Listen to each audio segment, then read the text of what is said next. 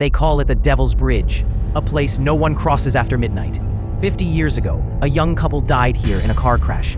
The girl's body was found, but the boy was never seen again. Since then, they say his soul waits for someone to bring him back. It was a dark and rainy night on the outskirts of New York. Emma was driving home after her friend's birthday party. She was tired, and her GPS showed a shortcut, Devil's Bridge Road. She laughed softly. "Oh, come on, it's just a story. Ghosts aren't real." The rain got heavier as she turned onto the old road. The streetlights disappeared behind her, and fog began to cover the path ahead. Then, suddenly, the air went still. The rain stopped. Everything went silent.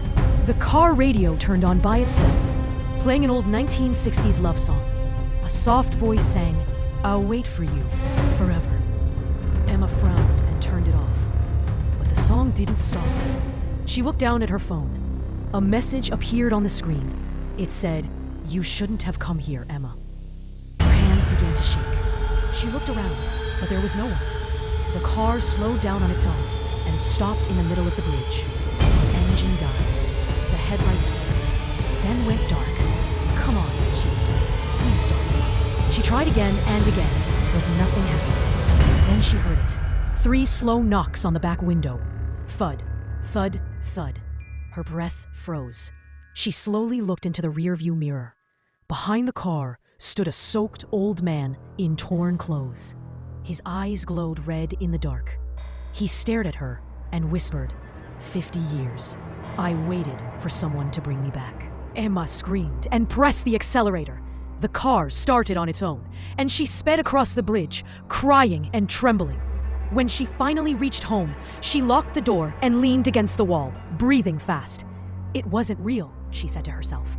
It was just my imagination. She looked in the mirror. Water drops ran down the glass, but she hadn't touched it. Slowly, the reflection behind her changed. The same old man was standing there, smiling. Emma turned around instantly, but no one was there. Her phone rang. She answered with shaking hands. There was no voice, just the same song playing softly through the speaker. "I'll wait for you, forever." The next morning, police broke into Emma's apartment. The door was locked from inside, but she was gone. Down by the river, they found her car half sunk near the bridge. On the fogged window, written with a finger, were the words, "She came back for me." They say the Devil's Bridge takes a soul every 50 years. That night, it wasn't the ghost who waited. It was Emma.